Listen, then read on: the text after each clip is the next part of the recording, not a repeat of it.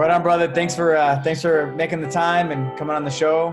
Thank you. Always great talking to you, man. We've known each other for a long time, and it's been a big pleasure to see you kind of come up. I've known you for quite a few years. It's pretty crazy when I think about it. Yeah. Where are you from, Brandon? Where are you from? Kind of all over. My parents are from here in Texas. I was born overseas. My dad was working in Holland at the time. He worked for the oil field for a long time. And then I grew up when I was younger, partially here in Houston, where I'm at now.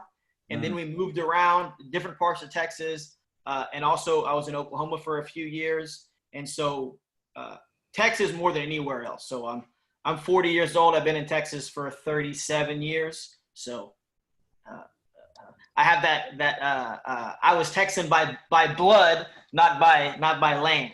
So I make that distinction on people. You're a third-degree black belt?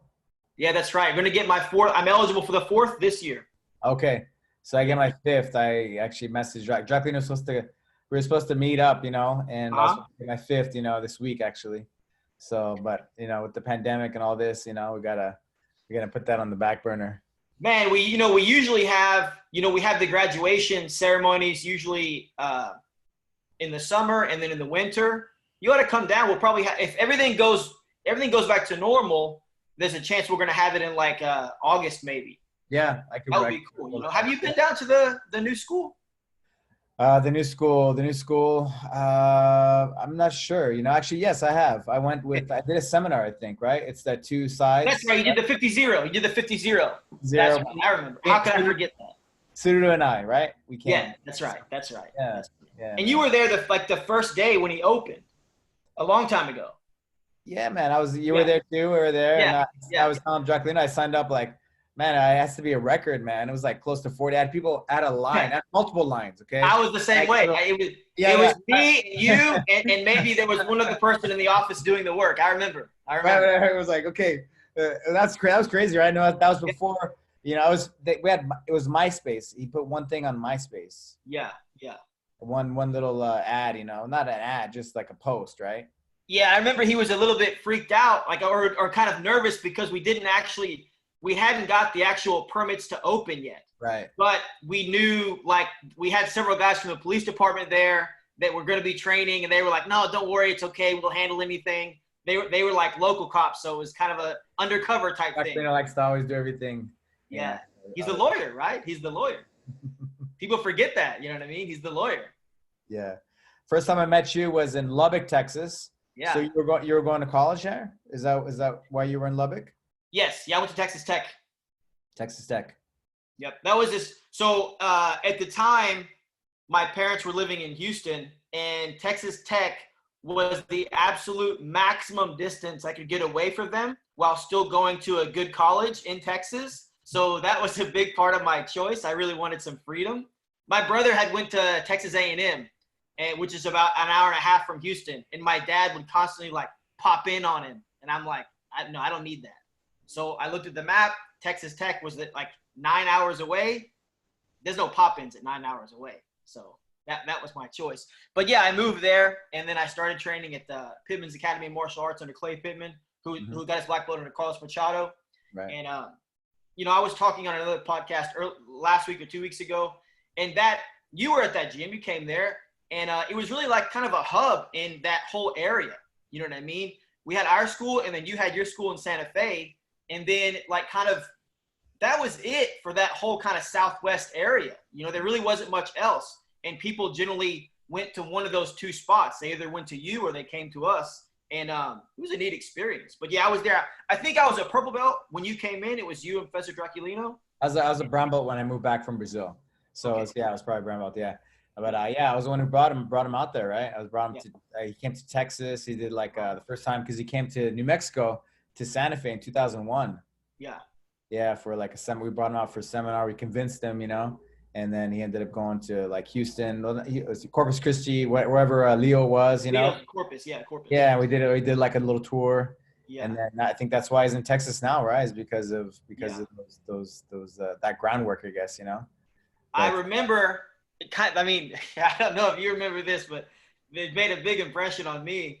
You came in and I knew who you were, you know, and because again, like, so one thing that I always kind of trained in isolation. So even though I knew that you had been in Brazil, I also knew that you were from New Mexico. And so I knew, you know, you were training in isolation at least part of the time too, and kind of teaching yourself and learning off the internet. Mm-hmm. And I was doing the same thing. Of course, I had coaches too, but I always kind of felt that way also. So I knew who you were. I'd heard about you. And we did a private, and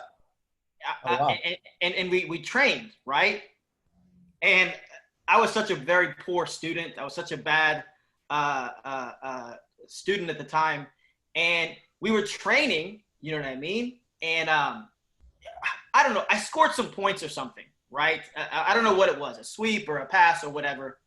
And we were just doing like positional training, not live training. And I made a remark like, oh, come on, man, you can go harder than that. Because in my mind, I thought like you were taking it easy on me, right? Which I'm sure that you were. And then you kind of, you're on your knees, you kind of straightened up, fixed your gi, and you had like this war face on. Like it was like no emotion, like, and you just said, who said I'm going easy on you? Don't worry about my training. You just worry about your training. And it was just like, you know, it was very, very intimidating for me. And I was like, oh man, this is real. Okay. I better start, you know, behaving, you know? So it was very, very impactful on me. You know, it was really funny. That's funny, man. You forget, huh? That's crazy. Very intense, you know? Man, Klay Pittman, Lubbock, Texas. And then we reconnected in Houston, you know, all those years later. Yeah. At Draculino's opening, you know? And so what brought you, you had already left Lubbock? Yeah, so I was in Lubbock for 7 years. I didn't take 7 years to graduate college. I graduated and stayed there for a few more years. And then I was 26 when I decided to leave, and that's when I moved to Brazil. I was there for like 6 months. And oh wow! You know, I mean, everybody at that school that we were at, we always had people going to Brazil. Always, for whatever reason, there were always guys going to Brazil and coming back. And again, I knew it. You had moved down there with Professor Draculino. And my coach, Klay Pittman, had gone down there as well. And so I was like, you know what? I have to go down there. I have to do it if I want to take this seriously. Mm-hmm. And so I moved there for 6 months. And then when I came back, I didn't really have a plan. You know what I mean? I had really I didn't have a plan when I went to Brazil. I had no idea what I was going to do, where I was going to stay. And then when I came back, I decided to come into Houston and just kind of start working in the scene. And then after a few years, actually, when I was in Brazil, Professor said that he was thinking about opening a school. And so he mentioned it to me. And then when I came back, very shortly, about a year after, he kind of picked his school up. You know, I was in Brazil in 2000, very, very early, first part of 2007. And I think his school opened in 2008 or 2009, I think. So. Wow, so it's perfect timing. It was good timing. Yeah. You know, so I knew you when, you know, I guess you were like you were a hobbyist. You're always very passionate, and you like, I mean, you could tell like it was your life, right? But where did I guess once you get connected with Draculino, you kind of, I guess I answered my own question, just that competition pursuit, you know, to be the best. Like how did that start? Where did that begin? Did you see something? Did you see somebody compete? Somebody do well? You're well, like, I kind of, before I did jiu-jitsu, I did wrestling and judo. Okay. And it was, for instance, in wrestling, everybody competed. There was nobody just trained for fun, really. I mean, you either made the varsity team or the JV team, and then you went to the dual meets. And when I started doing judo, it was kind of similar too. Like just everybody went to tournaments, you know? And so when I came to jiu-jitsu, of course there weren't as many tournaments, but even still there wasn't the same push to compete as in it was in wrestling and judo. It's kind of like, yeah, compete if you want to, if not, just train for fun. And that was a little bit, I wasn't used to that. So I just kind of kept competing as I had been, but I hadn't really set the goal to kind of be like as good as I could be. You know what I mean? To really, really challenge myself. I always wanted to be good. That was my goal. Be good. Kind of be good enough to coach. I was already working at the academy when you came to Lubbock. I was already assistant instructor there. Yeah. And so that was really my goal for a long time, to teach, possibly have my own school, and get to a level where I could help people and offer some knowledge to people who were coming up underneath me. But then when I got back from Brazil, I was a black belt at that time, and I kind of had like sort of like a shit or get off the pot moment where I was like, look, I either need to go all in on this, or I need to keep it as a hobby and go get a totally different job. And I decided to just to go all in and see how good I could be and really dedicate everything to it. Even though I had always had success. I got second at Pan Ams. I got third at Pan Ams before, which, you know, is a big deal in the U.S., especially back then. And so around 2007, 2008, I kind of said, you know what, I'm just going to – I literally made a goal. I said I'm going to train as hard as I can and compete as much as I can until I'm 35. And then once I'm 35, I'm going to reevaluate my whole life. I'm going to see what I want to do. And I actually like follow through with that. You know what I mean? And I recently, when I turned 35, I took some time off, decided I wanted to go back to school. And I've been doing that for the last 4 years. I just graduated with a degree in civil engineering. So that's kind of a neat deal. Wow. So yeah, that's kind of how it started. I was kind of at a point in my life where I needed something very definite, you know? And I remember too, like I had a conversation with you at, it was a no-gi tournament. I think maybe no-gi Pan Ams. Professor was competing, and I kind of asked you in the stands, like, how did you go from like good to great? You know, I don't know if you remember that conversation, but it had a big impact on me. I kind of asked you that, and you said, you know what? 1 year I did, I think you said like 16 or 17 tournaments, and you lost the first or the second round of all those that whole year. But then the next year, you beat all those guys, and then you started winning the big competitions. And to me, like I said, that had a big impact. And I turned around and I did that exact thing. I signed up for every single tournament that I could. And at the end of the year, I won the No-Gi Black Belt Pan American Games. And that was a huge deal for me. And it was just following right through with the strategy that you had laid out for me. And so that was huge, you know. Wow. And you're a two-time No-Gi IBJJF adult world champion as well. I was looking at your bio. First American ever. First American ever. That's real. First American ever. Yeah. That's amazing, man. Yep. You know, I remember seeing you win. I think it was the first year that you won. And yeah, I got emotional just because I watched. I've known you for a long time, and I know how hard you work. I saw, you know, the weight cuts, right? You cut down to rooster weight. Oh my God. So I'd always known you. You probably walk around like what, 150 or something? No, I normally walk around about 138 around there. I'm pretty light in general. 140, okay. But I'm 5'10". You know, I'm lanky. So to make it down to 121, 123 with some allowance, it's hard, man. It's hard. Right. I didn't think I could do it. Draculino is the one that told me to do it. He's like, hey, man, just give it a try, you know? Give it a try. That's it. Yeah. And one thing I did too, like, so I always tried to, not always, but once I decided to really pursue jiu-jitsu to be the best that I could be, one sort of thing that I always tried to do was I always tried to make a connection with people that were already champions. So what I mean is I knew you, okay? I knew Rafael Lovato, right, who also trained in isolation, also was an American, right? He went on to win the Worlds. So I felt like I had a connection with him. I'd never met him, but he was, at the time, he was from Carlos Machado. He was in isolation. And I was like, man, that's a connection there, right? If he can do it, I can do it. We're from the same lineage. And the same thing with you. You know, I was working for Draculino. You were under him. You were his black belt. You had won the Worlds. You had won the Brasileiros. So again, I was like, I always tried to align myself with people who had done it before me. And I felt like there was a connection there and I could follow in those footsteps. And so I also realized, I kind of went through the history books a little bit, and I realized that about 80% of everyone who won the Worlds at light feather, which is where I was currently at, won at rooster first.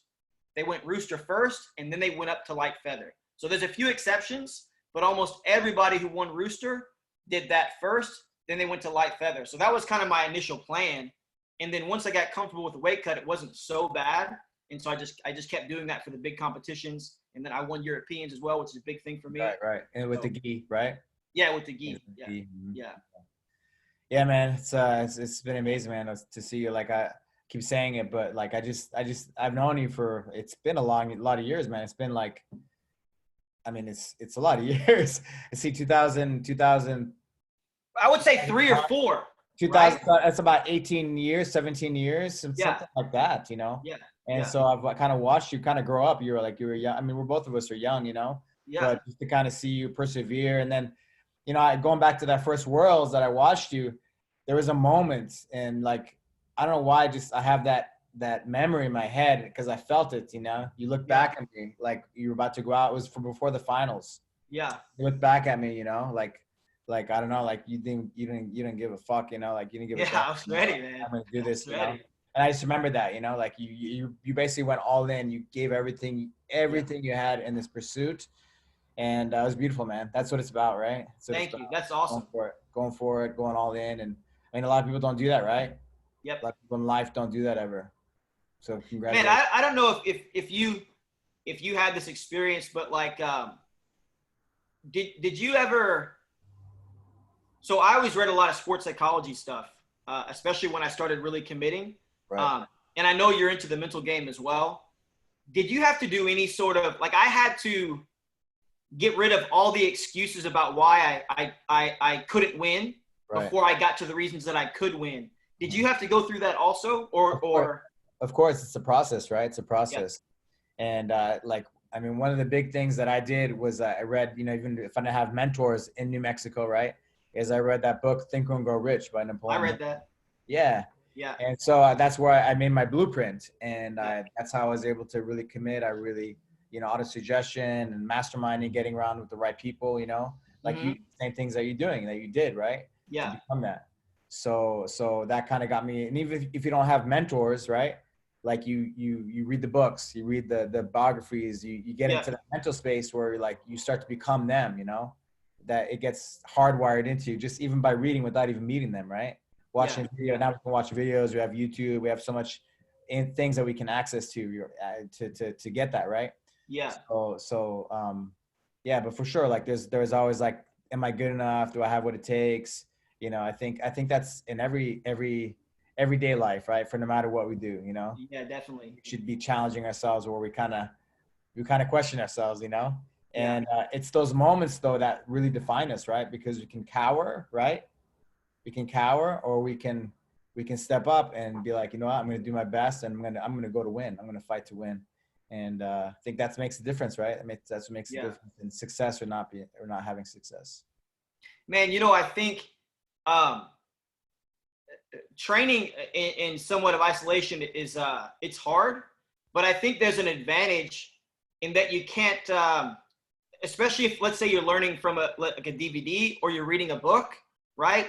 You can't ask questions, right? So what I mean is you can't ask questions to take an easy way out. So you can't say, hey, I like this better. Can I do that? And the teacher will say, yeah, that's good too. You can't do that.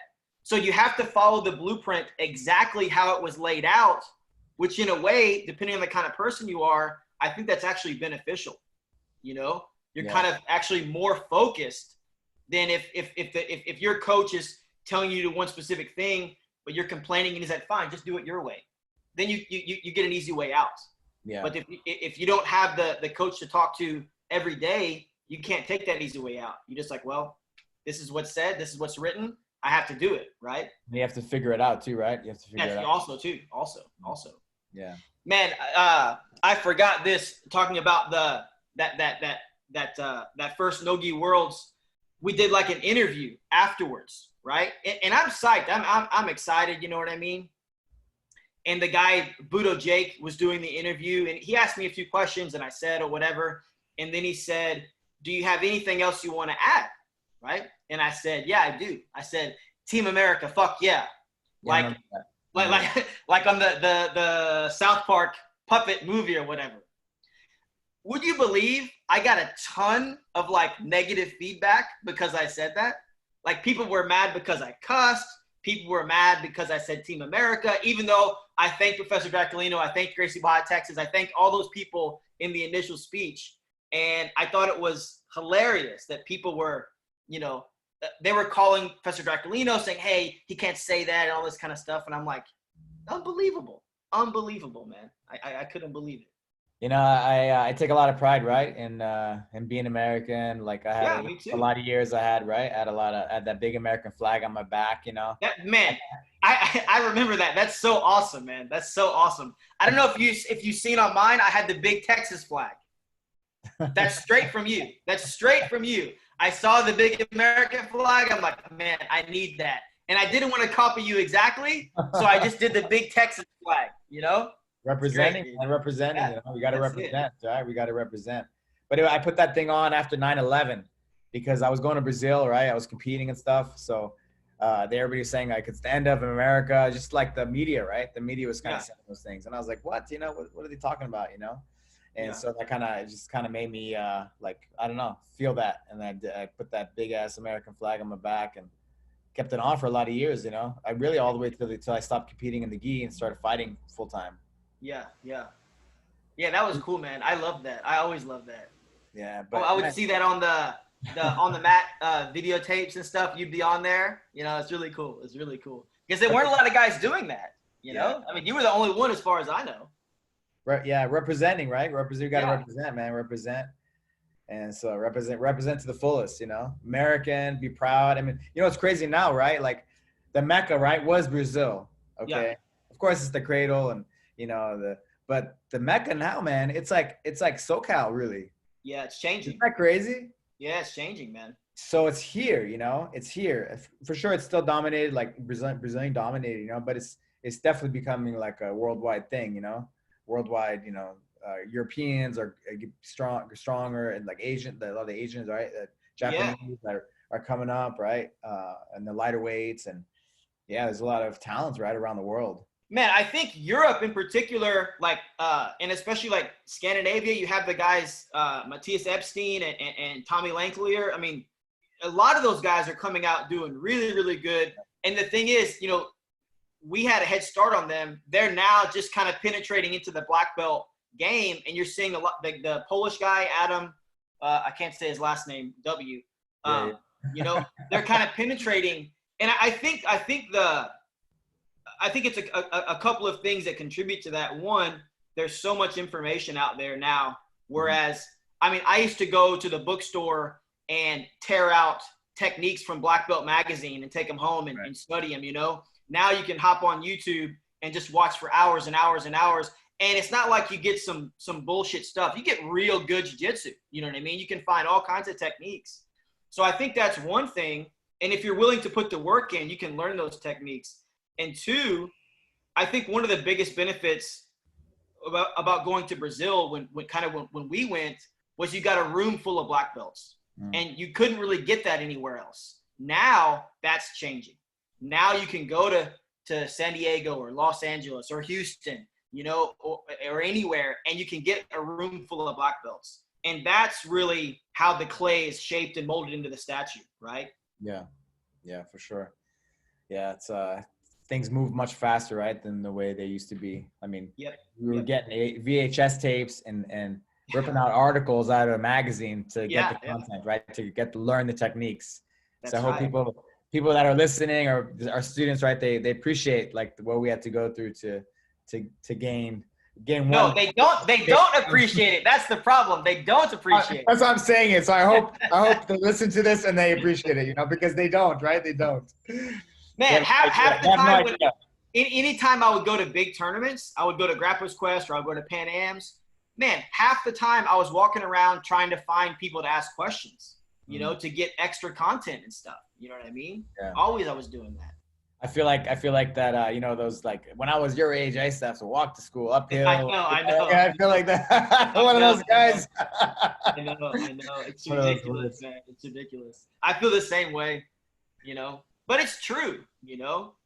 I was talking the other day, and you know, how you'll have students, and it's not their fault because they don't really know any better. They didn't have any of the experience, so it's fine. I'm not really dogging on them, but they'll complain that a tournament is too expensive because it's $100. And they're like, man, I used to pay $100, and I had to drive 5 hours, and I didn't know if anybody was going to be there.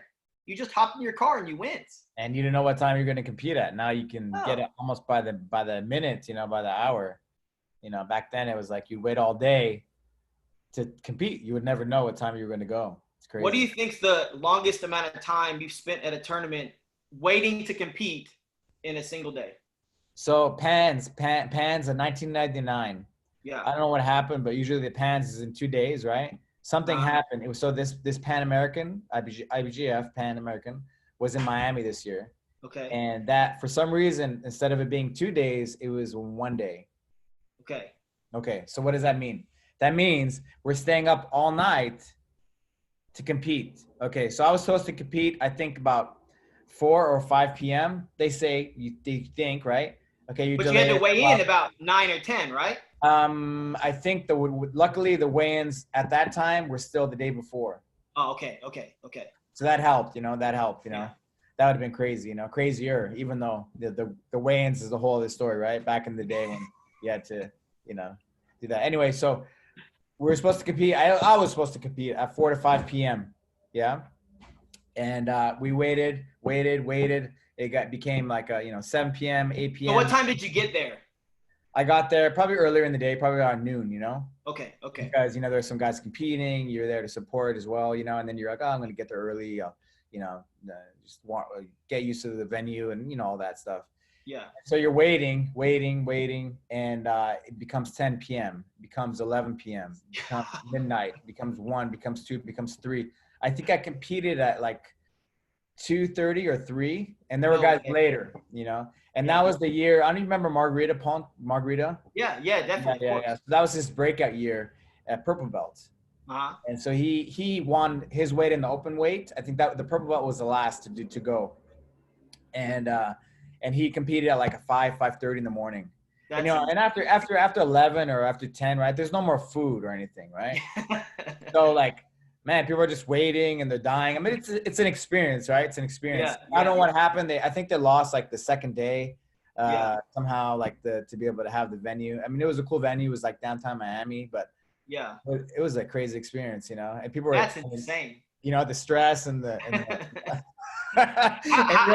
how did you feel on the mat at that time? Were you like, man, I don't even want to be here, but I can't leave? That's exactly it. You're like, you want to go, but you're already there. And then you're with your friends too. So you're just like, oh my God, you know, everybody's starving. Like no food.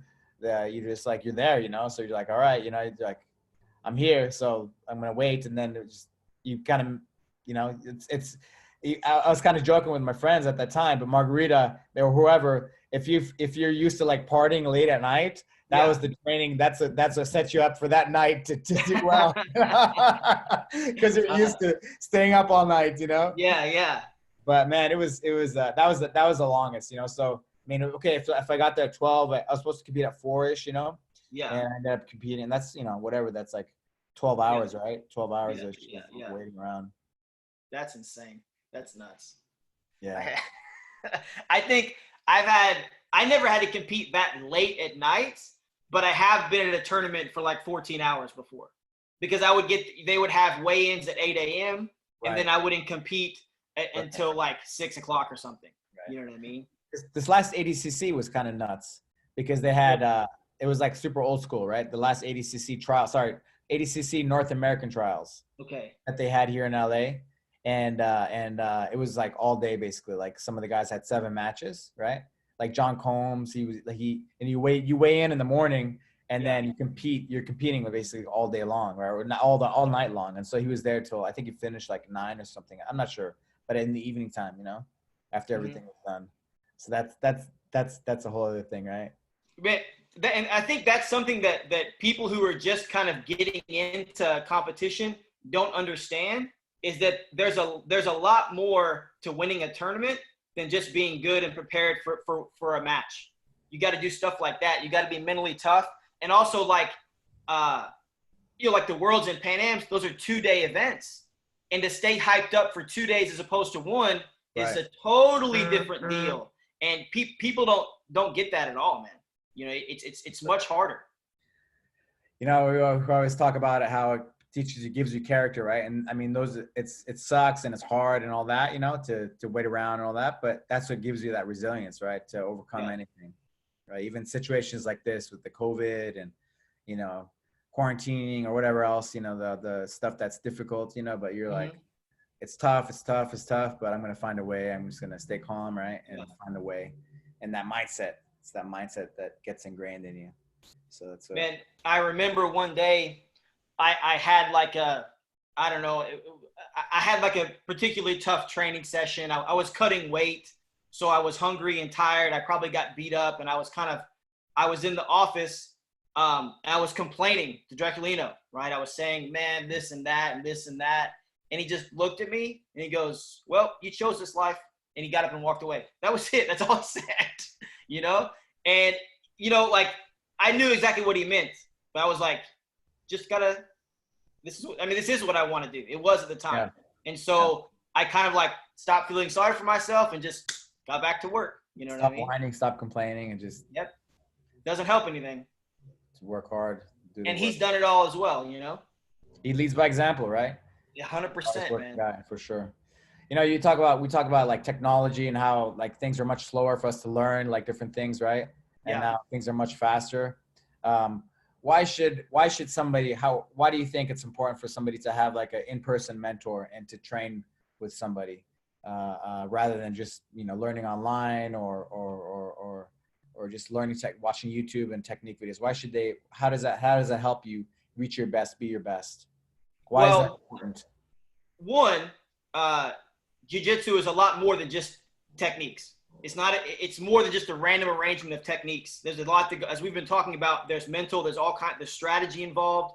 And so if you're going to reach the highest level, right, you need somebody who knows you as a person and as an athlete that can guide you, not just through the techniques, but also somebody who has maybe you want to be a world champion and your coach, you know, whatever, he wasn't a world champion, but he was at a high level. He can still guide you there. He knows what it takes, you know? So I think a big part of it is helping to give you a roadmap of how to get there, because people underestimate how difficult it is. They think like, well, okay, it's going to be hard, but I'll be able to do it. No. It's much harder than you think it's going to be. And it's good to have a coach there to say, look, you're doing great. You got to pick it up and your time is going to come, but you got to stay on the path. You got to stay on the path. And I think a coach is just as much like a cheerleader in some ways as they are somebody who's going to guide you through the different techniques and also guide you through the kind of the strategies. As far as the techniques goes, again, it's chess. It's not checkers. You know, maybe as a white, a blue, a purple, it's kind of like checkers. Like if you know a new technique that other people don't know, you'll beat them, right? But as you get higher in level, both experience and belt, that's not going to apply so much. People are going to be smarter. They're going to have better overall kind of general jiu-jitsu, and it's going to be work to put them in bad positions. And even when you get there, they're going to get away sometimes. So there's a lot of subtlety in technique that you do not get from a video or from a book. Now, I always liked I have a huge library of books and DVDs and videotapes, huge, hundreds and hundreds of things. And I recommend people accumulate that same stuff, but it in no way replaces your instructor, right? Because they're going to tell you things that you can't really show in a video, like timing. You know what I mean? The timing of the technique, when to use it as when not to use it. You know, like from the closed guard, you have triangle, armbar, omoplata. And if you just learn those things, okay, but you don't really understand when to use one instead of the other, you're going to make some mistakes and you're going to lose some matches that maybe you should have won, you know? Like if let's say you're a middleweight and you're competing in the open class, well, and you have those 3 techniques at your disposal, right? In general, let's say triangle is your best technique. A good coach is going to tell you, do the omoplata. The weight's going to be off you. The guy can't stack you. You can sweep and get on top. It's strategically a better technique. Obviously, depending on how you're built. If you were like 6'8", do the triangle. You know what I mean? But if you were like a regular sized person against a heavy person, that omoplata is your best bet because you stay off to the side. They can't stack. You have other options. So I think a coach is there to help you with those things, you know, and they're there to guide you in general. So you can never, even when you get to the high level, a lot of guys think they can coach themselves, but if you look at examples of that, inevitably their performance suffers. It might go up for a short amount of time, but then it goes back down because, again, they're going to start making excuses. Well, I don't want to do this because I don't want to. Well, that's an important part of being a champion. And a coach will put his foot down and say, hey, you got to do this. You know, you got to do this. And I think that's a big part of having a coach and also having a team, you know. That's it. Yeah. Having a team. I think that really, that's where it's at for me. That's where it's been for me. Having that team, you know, having the friendships, the brothers, right? That push you and elevate you, right? And even Draculino, like you were saying, like, you know, stop complaining, this is what you chose, or, you know, just him saying that and then walking away. Yeah, you need to hear that sometimes, you know? Like I was complaining one time and about somebody I was having a tough time with. They were a lower belt than me. They were a belt or maybe 2 belts below me. And they were a little bigger than me. I was having a hard time and I was complaining about it. And he goes, shut up. You should be happy that you have somebody giving you a hard time. That's great experience for you. Shut up. And I was like, yeah, you're right. You're right, you know? But I mean, who knows? If I was running the school, maybe over time I would have started avoiding that person because I liked being the top dog. I didn't want to lose, you know? So a coach is always good to kick you in the ass when you need it. You know, it's like having a dad there, you know? If my dad asked me what I wanted to do when I was in elementary school or junior high, I want to eat pixie sticks and watch cartoons all day. You know what I mean? But he's like, no, get out and mow the lawn, do your homework, you know? And over time, you see the benefit of that. So a coach is a replacement or is a stand-in for a lot of things that you need as an athlete. And if you trust that coach, he'll take you to the top. He'll take you to the top. That's it. I think having a good team too is like, you need to be able to train very, very hard with people and you know how hard training is. You get headbutted, you get hit in the nuts, you get punched, you get elbowed. You need to have somebody where you can have that very rough grind, but you know that any sort of accident that occurs is in fact an accident. It's nobody being malicious. And so even though you might get upset in the moment, you can come back the next day. The relationship, the trust is still there, and you can come in and you can grind again because you know that that person's not out to injure you. You know what I mean? Like that's a big deal too. You know, that I think you have these guys that kind of jump around from team to team. They don't get that, man. You know? Right. Trust, for sure. So speaking of teaching, you've been teaching now for a long time. You've been a mentor for a long time. Quite a few years. Like, I mean, if I probably 15, I think. Yeah, 15 years. That makes sense. So what makes you want to, what made you want to become a teacher, and what do you love about it? So what made me want to become a teacher is that throughout my whole life in all sports, I was very lucky. I had a lot of great coaches. I had a really great coach. Like my first soccer coach was really, really great. So the coach was very hard on me in particular, as opposed to other kids on the team. He was yelling at me constantly, screaming, right? And it's kind of funny. Like one day, my dad was always working. He never came to my games. My mom was always there. And so my dad happened to come to a game. The coach is yelling at me, like me exclusively, not the rest of the team, right? And my dad goes over to the coach and is like, hey, why don't you yell at somebody else? You know what I mean? Like there's a whole team here of kids. You're yelling at my kid the whole time. What's the deal? My mom goes over, pulls him away, tells him to shut up, right? And the coach is kind of like, oh, no. And my mom explained to him, like, look, he knows Brendan. He does better when he's getting yelled at. So he yells at him, right? So I knew that, and I also knew that my coach was invested in me as a human. He wasn't yelling at me because he didn't like me. He was yelling at me because he liked me. And I realized that in our interactions outside of the game, like in practice, he wasn't doing that. He was helping me, right? So that's an example. I had a really, really great wrestling coaches. So I had a great coach named Dewey Ivy for my junior high coach. And then I had another great coach called Ricky Stewart for my kind of high school coach. And they were both, they were kind of like the movie coach. They were invested in the kids as young men.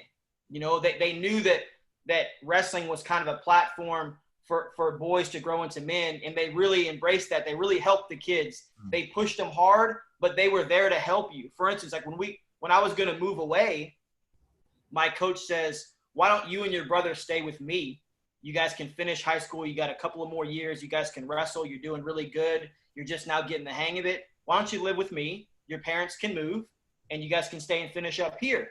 And I kind of just laughed it off. And then my mom told me later, you know, he was serious. Like, we're not going to let you do that. But he would have really opened up his house and let you stay there and coach you. And that just had a big effect on me. So, and then going into jiu-jitsu too, I had great coaches, Klay Pittman, you know, Professor Draculino, all these guys. They invested a lot of time in me, and they helped me to kind of believe in myself, and they were always there to guide me. They were never too busy to help me out when I would ask them a question or whatever. So that had a big impact on me, and it made me want to try to be that same sort of thing. As far as, you know, what I get out of it, I mean, you know, it's just great to see somebody come in and change, right? I think the best, I'm sure, I bet you'll agree with me, the one of the most satisfying students is somebody who comes in, they've never done any athletic activity their whole life. They're very timid, right? They get on the mat, and you think to yourself, everybody gets jiu-jitsu eventually except this guy. He's not going to get it. I'm watching him. He can't do anything. He moves so awkwardly. A couple of years down the road, he looks horrible, right? But then one day, bam, he gets it. He gets it, you know? And then all of a sudden, you had this guy who was no athletic ability, no confidence, no coordination. And then you look over, and there's a guy that's visiting from another school. He's an MMA fighter, and he gets tapped by this guy. And it's not about the tap, but it's about the evolution the guy, or the process the guy went through to get there. And you're like, man, son of a bitch. You know what I mean? He made it. Like, jiu-jitsu's amazing, you know? And being there to help that guy along and see that transformation, it's huge, man. It's huge. I love it. I think it's great. Yeah. I wanna ask you about Draculino. What do you think makes him so special professor, teacher? I think he's one of, you know, if I look at the numbers and I look at what he's done, the amount of world champions and black belts, I mean, he's got to be one of the top.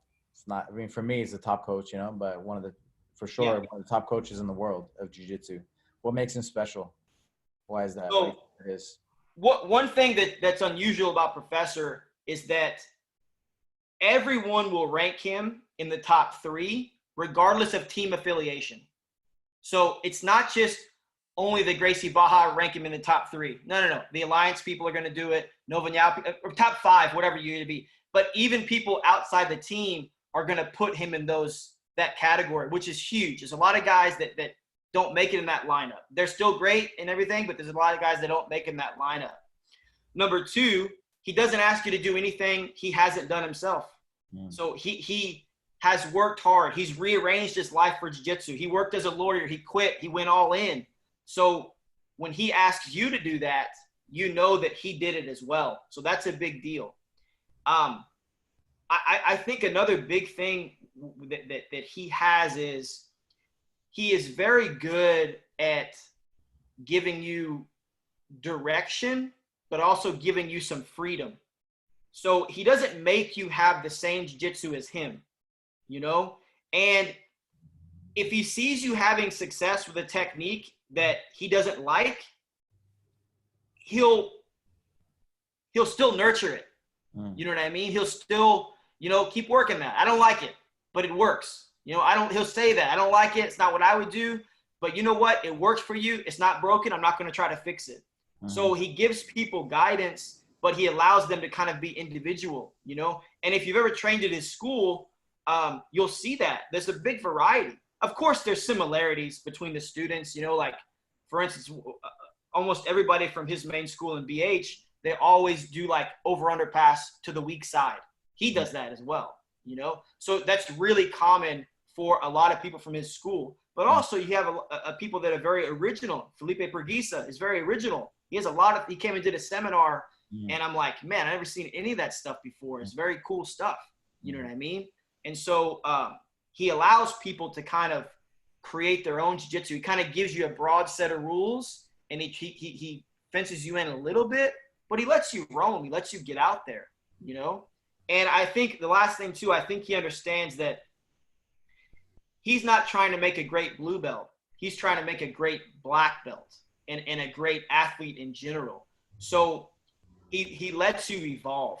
You know what I mean? So you don't have to be perfect at blue belt, where a lot of coaches will try to do that. They'll try to kind of too much too soon, you know, and he'll let people grow, and he'll start interjecting things when it's time, you know? Yeah. One of the things that I remembered on his old website and BH in Belo Horizonte was it's not just like about the martial arts, but it's about like being citizens, you know, being good citizens, you know? And so, yeah, just, you know, not just the blue belt, black belt, but just even like citizens, right? That's him like putting you in your place if you're getting big headed or just acting that's not something that's not appropriate. He'll like nip it in the bud, you know. That's something that I've always appreciated. And it doesn't matter who you are. You know, what's crazy, he's like a lightweight guy, right? He's a featherweight, right? Even Pluma, but he'll put anybody in their place. Yeah. Yeah, he's very so I'll say this too, two things. As you said, he's very straightforward. Yep. Like he'll speak up when it needs to be spoken, and he'll let little things slide, but he doesn't let things get out of control. Then he'll step in, right? Mm-hmm. I forgot what I was about to say, but yeah, he definitely is. This is what I was gonna say. So he's very good at motivating you through the positive, right? Mm-hmm. So you could have horrible guard passing, okay? He won't say you have horrible guard passing. He'll say, man, you're the king of the arm lock, right? And he'll get you working on that, and then he'll slip that guard passing in a little bit later, right? Whereas me, maybe I would be too direct, and I would say, you know what, your guard passing is garbage. I don't want to see anything else for the next 2 months, right? Which that works for some people, but it does not work for other people. It'll burn them out.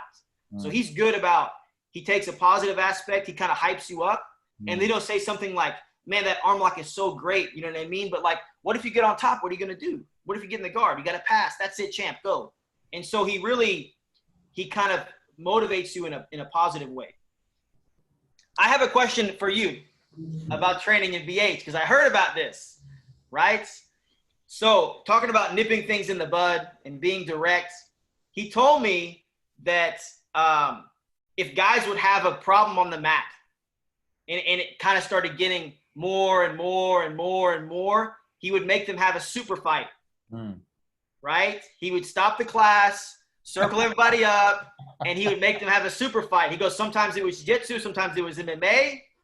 And I said, has Professor Alberto ever been in one of those? And he said, yes. You remember this? I mean, we did those things, you know? We did those things. What was that like in general? What was it like? I mean, you know, like Renato Magalhães, he's a good friend of mine. He was a Ryan Gracie black belt. And basically, if guys would have a problem, you know, Ryan would say, you're going to fight, okay, you have a problem, you're going to fight each other, or you're going to fight me, or you're going to fight me, you know? And so, of course, they're like, oh, shit, you know, we have to fight each other, you know? So they'd fight each other, and then guess what? They wouldn't be fighting anymore. They'd be friends, right? Yeah. You know? So for me, I mean, just about Belo Horizonte, like, it was a little different. It was hardcore, right? But I think, so we did some jiu-jitsu matches, you know?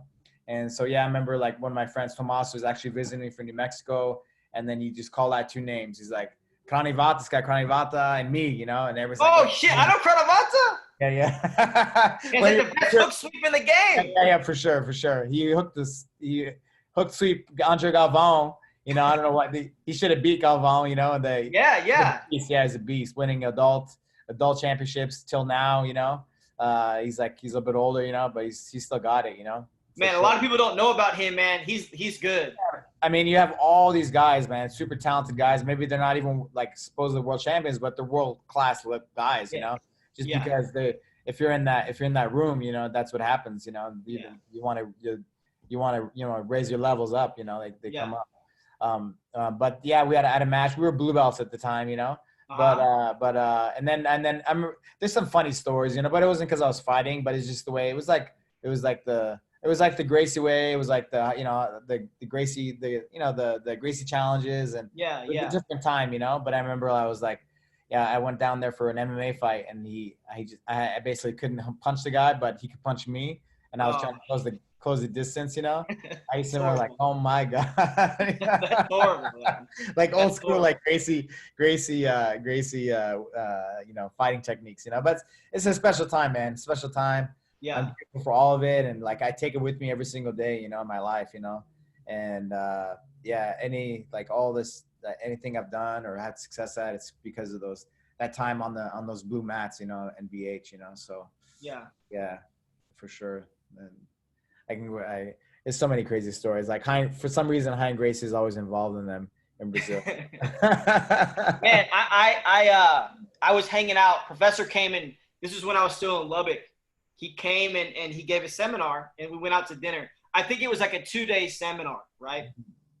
So we had the first day, and then we went out to dinner, and he tells this kind of crazy story about him and Hein and Half, I think. They went to a wedding, right? And Hein ended up pushing the bride into the pool. There was a pool. He pushed the bride into the pool. Of course, she has this big dress on, right? So it's a hilarious story, okay? And then the next day we have the seminar. We go out to dinner again, right? And we're kind of talking or whatever. And then I say, hey, Professor, tell that story, because we're with different people. He goes, tell him the story about how when you went to the wedding and the bride and all that. He goes, oh, yeah. But he tells a different story, still ending up with the bride getting pushed in the pool, but it's totally different story. And I'm like, no, Professor, like, I thought you said this happened. He goes, oh, that was a different time. And I said, another bride getting pushed in the pool? Yeah, I said to him, I said, how many times did y'all go to how many times did you go to a wedding and push the bride in the pool? And he goes, man, I don't know. I'm like, like for me, that's a once in a lifetime story. And he's got hundreds of them, you know? Who's inviting Hein Gracie to exactly. Right? Exactly. You know, he was like, oh man, I don't know. We did so many times, you know, it's hilarious. Oh my God, man. Like, the Hein Gracie he's good friends with Draculino, so he'd always take care of us, you know. Yeah. I think that's why he was kind of always around at tournaments and different things. So he loved Draculino, so he'd always take care of us, because you could also be on the other end of that, you know. He could not you, even if you are the same team, you know, Gracie Baja and all that. But he always loved us, so that was a good thing, you know. Man, if you had to think about one thing that jiu-jitsu has given you, one word. Oh, confidence, I think. Confidence? Confidence for sure, in myself and who I am. You know, like as a kid, I wasn't very confident at all. I wasn't like sad and depressed or had a horrible self-image, but, you know, I was just kind of a skinny little kid. Wrestling helped with that, but then jiu-jitsu took it to a new level. You know what I mean? Like now, you know, I believe I can pretty much do whatever I want to do.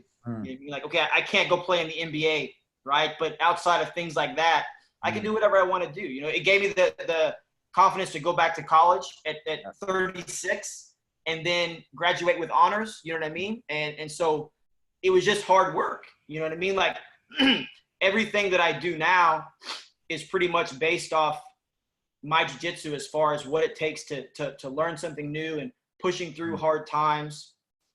Something that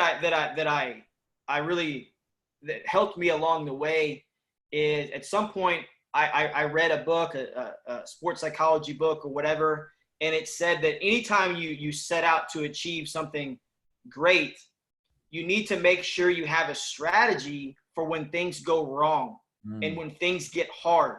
Because if you're going to go after something great, you will 100% encounter those moments more than once. There's going to be a crash. You're going to get off the rails. And you have to have a strategy to deal with that. And I think that kind of advice really, really helps me in my life today. So it gives me the confidence because I know I have the ability. But then anytime I set off on a new kind of endeavor, I realize that it's going to get dicey at some point and I have to push through. you know? So I think if I had to do one word, it would be confidence for sure. Nice. You know, you mentioned the engineering that you went back to school. Yeah. So what was that? What was that about? What? Tell me, because that you brought it up a few times now. So, I don't know. I just wanted to do something different. You know what I mean? I have a degree from before, from Texas Tech. I have a degree in biology. Biology. And, I just and now civil engineering. Yeah, civil engineering. And so I watched an interview with Rickson Gracie one time, and he said that you can maintain your physical prime up until 35, and then you're gonna start to decline. I don't know how scientific that statement is, but I kind of took it to heart. So I mentioned before that I made a goal that I'm gonna train and compete as hard as I could until I'm 35, and then I'm gonna reevaluate. And that's what I did. I just thought to myself, you know, do I want to compete for another 2 or 3 years? Do I want to open a school, or do I want to try something totally new? And I talked to a professor about it. I thought about it for probably a year. And then I said, you know what? I want to try something new. You know what I mean? Of course, I'm still teaching. I'm still training. I'm still involved in jiu-jitsu. That's not going to change. But I just wanted a new challenge. You know, I wanted something. And I wanted something, I knew too, as I was getting older, I didn't want to just be kind of, even though there's a lot of mental involved in jiu-jitsu, a lot of strategy. And I think that kind of kept my mind sharp to go back to school. But I wanted to do something on a more academic level, a more mental level, so that, you know, as I get older, my jiu-jitsu is going to be a bit limited and my physical output's going to be limited. Obviously, I can still work out and do this stuff, but I just wanted to give myself another outlet. And I wanted to bring in some diversity in my interests and in my ability to work and my ability to just get out there. You know what I mean? I think that I'm going to pursue a job soon in engineering, but I don't know if I'm going to do that for the rest of my life. I mean, I could do that for 5 years and then open a jiu-jitsu school, or I mean, I don't know. You know, I never liked the idea of doing one thing my whole life. I could never wrap my head around that. Yeah. So that was my choice to kind of go back. And I think that's the key, right? If you get stuck in doing the same things, right? 35, you can decline even earlier, right? You can even decline earlier. But, you know, if you keep challenging yourself and do different things, new things, you can be 40, you can be 50, you can be 60, you can be 70, till, you know, you can be young at 80 years old, you know? That's right. It's all what you do. It's all the movements and all that, you know, like I always kind of tell the story of this old lady, you know, and you know, brain needs a few things, right? You know, of course, food, you know, movement, you know, newness, right? Yeah. Newness, a challenge, and love, you know? And I feel like jiu-jitsu, it really keeps you young, you know? It really keeps you young because it gives you all these things, all these tools. Well, it doesn't give you the food, but, you know, the nutrition maybe so much, you know, but, you know, I guess you need it to be able to train jiu-jitsu, right? Yeah, okay, that's what I was going to say. It makes you seek out the good food. Exactly. So in a way, it gives you the hunger. Yeah.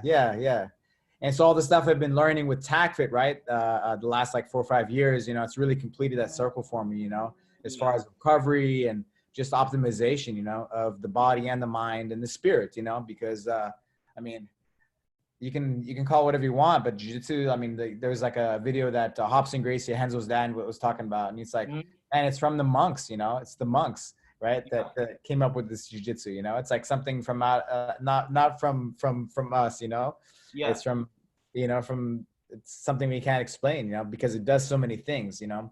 But I'm really happy that I found this TACFIT stuff, you know, not to go too much of a tangent on it, but yeah, it's it really completes like the all these things. But jiu-jitsu, man, jiu-jitsu is so complete, you know, and it does the thing about like by training the right way, because I look at like Rickson and he's like, and you had like a bunch of injuries and different things, you know. Yeah. You stay healthy for the rest of your life. So I'm sorry. Yeah. No, I was gonna say I think with the TACFIT, I think you can train jiu-jitsu your whole life, but you can't train the same way your whole life. Exactly. So with TACFIT and any sort of other outside activity, I like kettlebells, you know, you're able to get your heart rate up, maintain your strength, but you really minimize the injury where, of course, like, you know, we've been training for a long time, so we can minimize injury, but we can never eliminate it. You know, if you're training with somebody who's a bit spazzy, things can happen. Even though you can protect yourself, things can get crazy. And also too, like, you know, your interest kind of goes up and down. Right. You know what I mean? Like, I'm never going to hate jiu-jitsu. I'm never going to not want to train. But, you know, there's some time, like, for instance, like with this whole quarantine, people saying, oh, Professor, you must be dying. And I'm like, no, not really. I kind of like the break.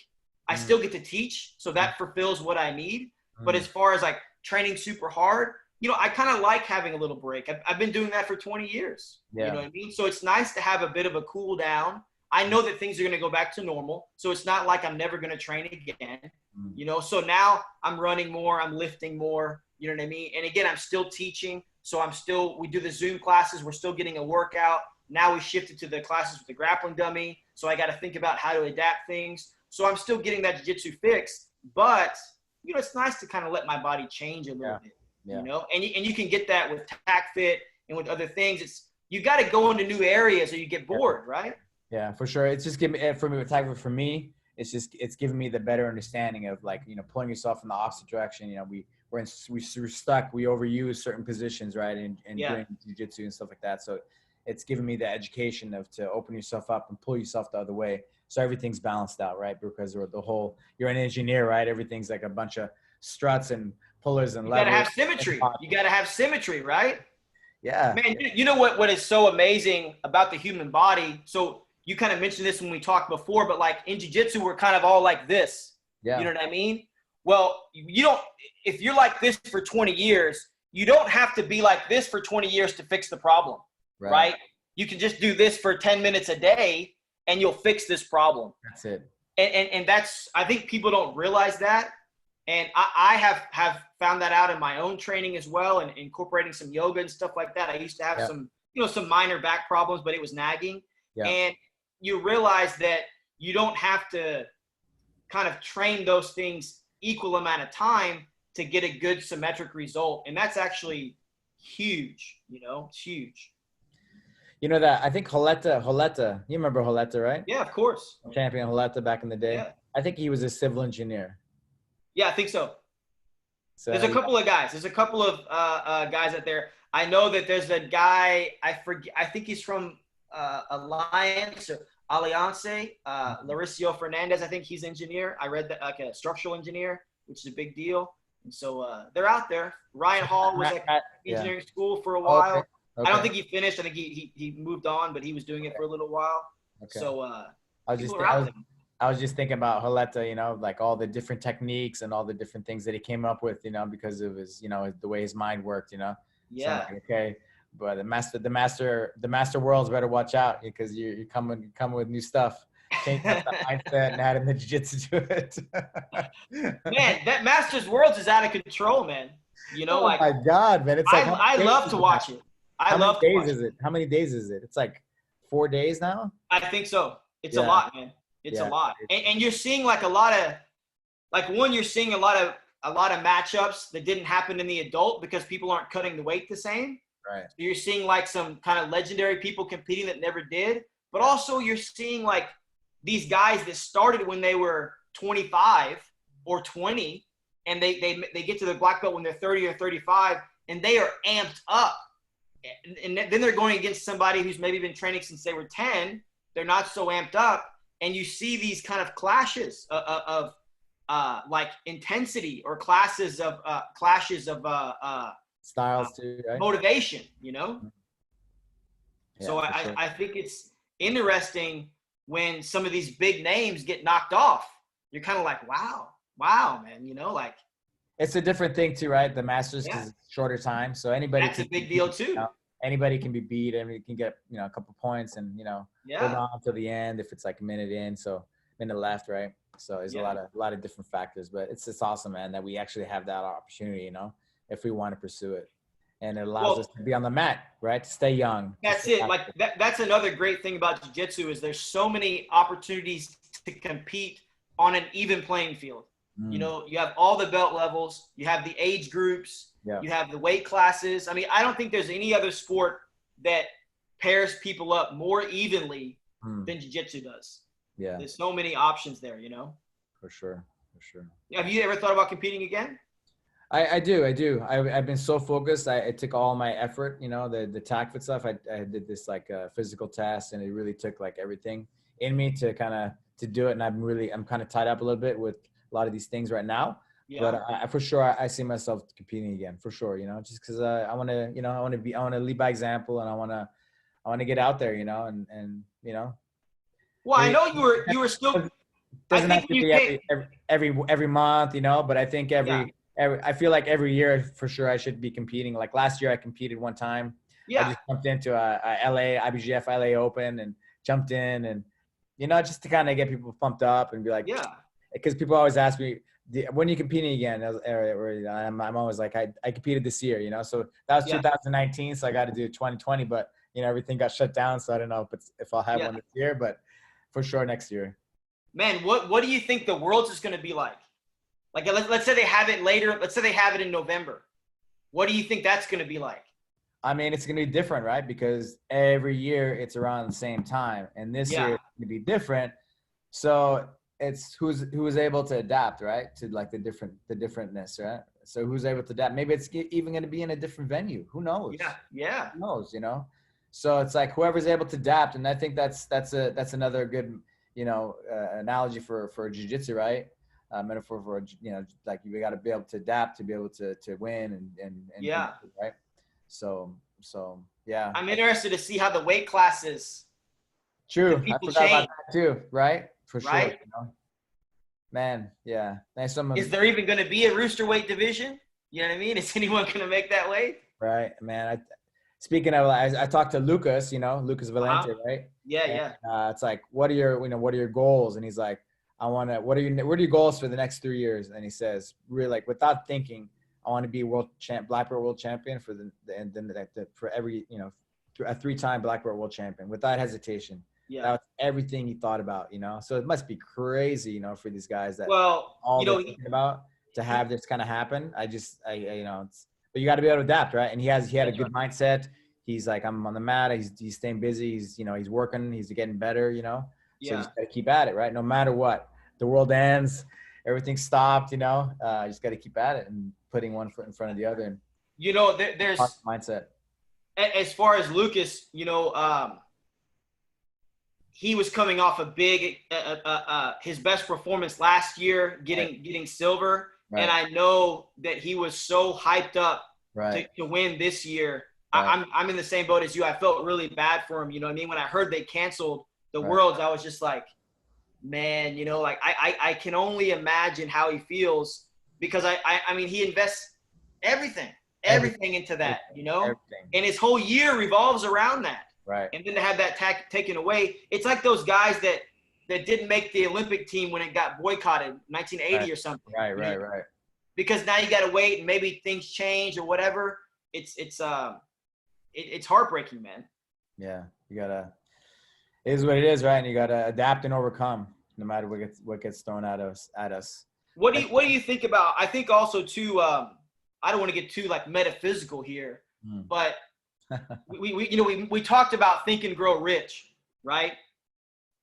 And I've read that too, and it had a big impact on me. And it talks a lot about, you know, like, of course you want to do the affirmations, you want to write things down, you want to speak these words, and you want to kind of open yourself up for the universe to help you out in a way. I've had experiences where it seemed like that happened. It seemed like I was kind of chosen to do this thing, and I did it. And I had a really weird experience at a tournament one time. It's probably the weirdest tournament I've ever been in. I was coming off of an injury, and the division was pretty difficult, right? And it just very, very incredible kind of series of events. I ended up winning the tournament, and I got back to Houston, and I was talking to one of the other Gracie Baja professors here, Professor Opiano, and I kind of told him the whole story or whatever. And he said to me, he goes, you know what, man, you know why you won that tournament? I'm like, I don't know, man. It's so crazy. He goes, it was in the stars, man. You were supposed to win that. You've been putting in the work, right? And the universe kind of adapted to make you win that tournament. And I was like, Yeah, that's weird, man. You know, it's very, very strange. Have you ever had like what do you think about that? Kind of that positive energy at a universe? I believe it, man. I believe it. If you look at an atom, right? I always say this, like if you ever listen to Dr. Joe Dispenza and an atom, right? It's 0.9999999, Empty space. energy, empty space, Yeah. 0.00000 whatever one matter, right? Yeah. We're energy, man. We're energy. And so when we focus on like control and these different things, like we kind of get down to that 0.001. But if we tap into that energy, yeah, we're limitless. We're limitless. And so I think we're so busy, we're so like stuck in our ways, like on repeat, that we lose ourselves in a way. And I think jiu-jitsu is another way that you can tap into that quantum, that unified field, whatever you want to call it, and tap into your potential. And you're kind of saying that, like, just with all the things that you're telling me. And I listen to all these kids like Lucas, and it's beautiful, man. That's what it's about. You have to surrender to the process, right? You have to surrender to the process. And when you surrender, that's when the magic happens, that's when you tap into that. And so you kind of basically surrender. You're like, fuck it. But you were persistent. And then boom, these things happen, they just appear in your life. You're like, oh, how did that happen? Well, my wife always says, like, I'm like, oh, the stars were aligned for me. I say sometimes to her, and she's like, you align the stars, you align the stars. And so, well, that's the question. That's the question. Like, did something really change based on your action, or are you just more sensitive to these opportunities and you slide into those places through your own action? It's like, when the guy's passing your guard, do you turtle and possibly give your back and lose 4? Or do you let him pass and only give up 3? It's the eternal question. When do you do which?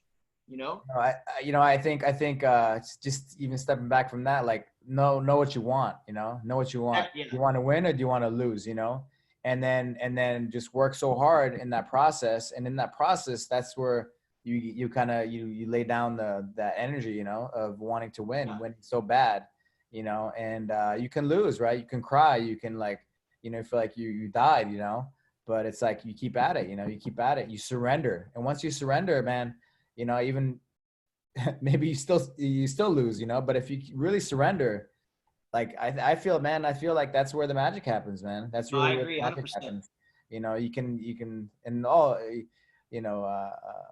somebody made $100 million, like I saw Joe Rogan, so I was thinking about him, but he's just like, he did a podcast, right? And he's just like talking to his friends, and he just, Spotify bought or, he got a deal with Joe Rogan podcast for $100 million, come on, was it hard? Was it hard yeah, for sure. It was probably some hard work, but it wasn't, it was fun too. Right. So, so, man, I think that's where the magic happens, just loving what you do. Like, it's hard, but just embracing it. Like Draculino's like, you chose this, so just, it's hard, but like, enjoy it, enjoy the grind, enjoy the process.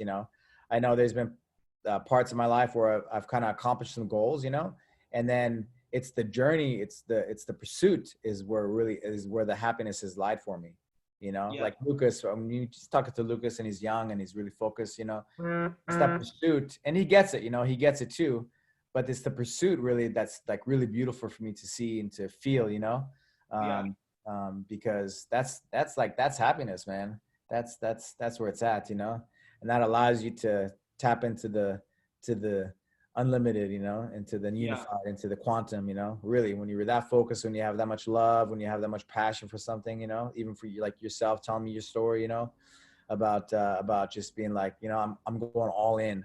Those are the words you used, all in, Yeah, it's great. I gave everything up. We had our little talk, I guess, and you're like, okay, that's what I'm going to do. I'm going to sign up all these tournaments. And I told you I lost, and then I won, and then I started, becoming world class, but most people kind of quit right when the going gets tough, right?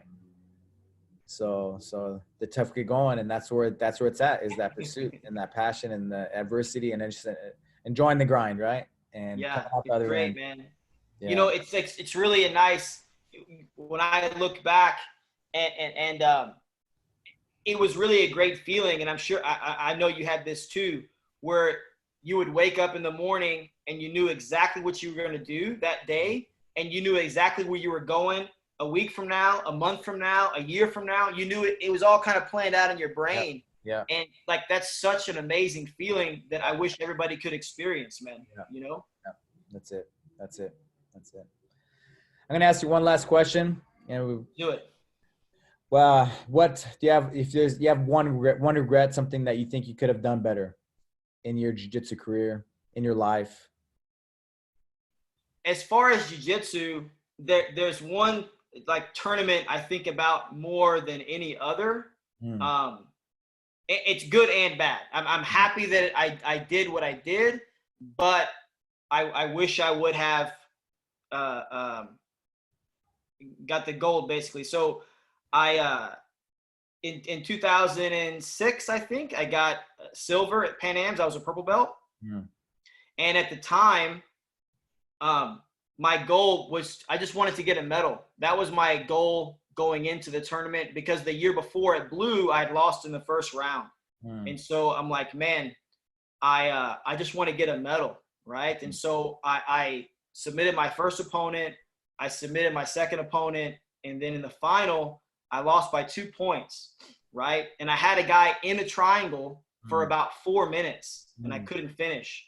But I was a little bit like accepting. I was so happy that I knew I had a medal. I kind of coasted a little bit, and I was happy to take it. And then I realized later that there's no reason I couldn't have won that match, you know? And there's a lot of legendary people that won Pan Am's as a purple belt. And I really wish I would have been included in that. That's probably my biggest regret in jiu-jitsu. The second would be, I wish I would have listened to my coaches more. You know, I think I would be better if I would have shut my, I got 2 ears and one mouth. And I should have done less talking and more listening to my coaches. And I think that would have helped me as well. But I'm happy with what I did. I won less than some and more than others. And I set out to achieve some goals. And I did some things, and I'm happy about that. And I can keep my head high. And I did 90% about what I wanted to do. And I think that's pretty good. It's amazing, man. You're amazing. Proud of you, man. Really proud of you. Proud to know you. Proud to watch you. Thank you. Proud to have you be an American representing first American to put it down. I love, it was a perfect way to finish off. Just you saying about, you didn't set your goals high enough. You set right. it. You set That's it. right. And that's a regret. You're like, I don't know why I did that. I could have been better. And so, well, when I set the goals high, I made it. I did it. That's it. That's it. When the goal was number one, I did it. And so it's it's a great learning lesson to realize that you really will accomplish the goals that you set, whatever they are. That's it. Well, thank you, man. Tell me about your instructional, and how can people find you? What's your Instagram? What's you're more active on Facebook? Yeah, so I have a personal account on Facebook. It's just Brandon Mullins. And then on Instagram, I just have my business page, which is justgipants.com. So selling top quality replacement gi pants, as well as we do some tights, and we also do replacement string. So it was an idea that I had a couple of years ago, started up. And so you can find me on Instagram, justgipants.com. We're dropping high-class jiu-jitsu memes on the regular, so check that out for some entertainment. I do have a couple of instructionals with Stephan Kesting, non-stop jiu-jitsu, as well as how to defeat bigger and stronger opponents. You can find that on my justgipants.com website. Just click on the products and it'll have DVD. Awesome. I highly recommend those. They're both over 10 hours of material. Of course, technical techniques breaking down. We have competition footage is included with a ton of the techniques. I know they're on DVD, and I know saying DVD is like saying record right now. But if you got a DVD player, get out there, take a look at them, message me, email me. You can message me on Facebook or on Instagram at justgipants.com. And you can also like the justgipants.com Facebook page. And I'd love to hear from anybody, man. Let's do it. Thank you, brother, man. Always good catching up with you, talking to you. Hopefully I'll get to see you in person one of these days and have you come out to Legacy too. Do a seminar or something. Awesome. Thank you so much, Professor. I really appreciate it, man. Great to hang out and catch up. Whether you know it or not, you had a big impact on my jiu-jitsu, and I really appreciate it. Thank you, brother. Thank you, man. Talk to you soon.